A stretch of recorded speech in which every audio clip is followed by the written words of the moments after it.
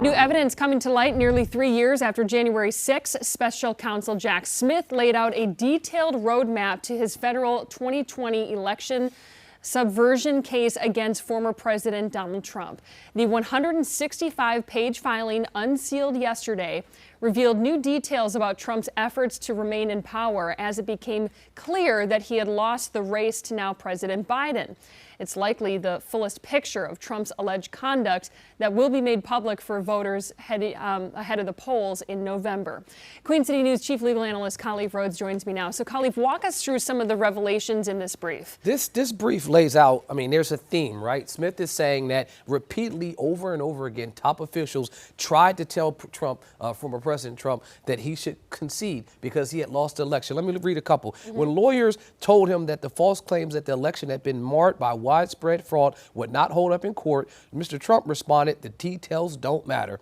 On a flight flying back, an awful official heard Trump say, "It doesn't matter if you won or lost the election, you still have to fight like hell." And then the other one regarding Mike Pence.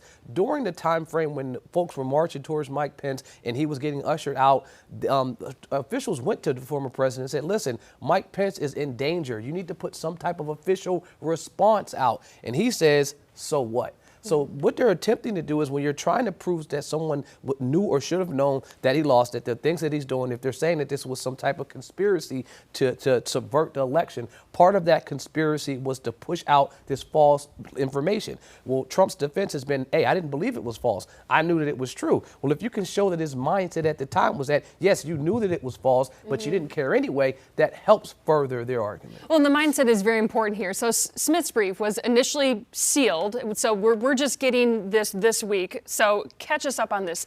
The Supreme Court came out with its ruling that Trump is immune under official acts.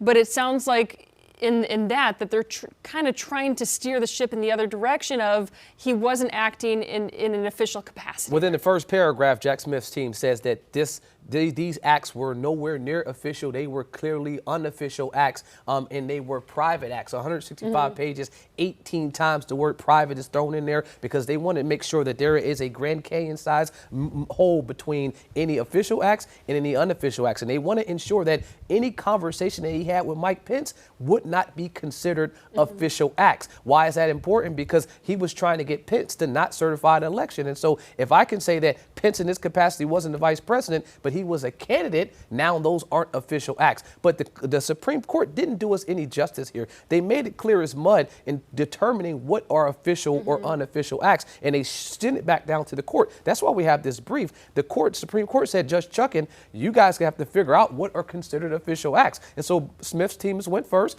Trump's team will have now an opportunity to submit their own brief to explain to the court why they don't think the things that are happening were official acts. Well, and this is the only way forward with Jack Smith to pursue charges at this point because he has to prove that these were not official acts. This is the case inside the case. Because you got to look at it. If you can't prove that these are unofficial acts, there's nothing happening. There's no case. All right, Khalif, thanks for breaking all that down for us. Tara, over to you.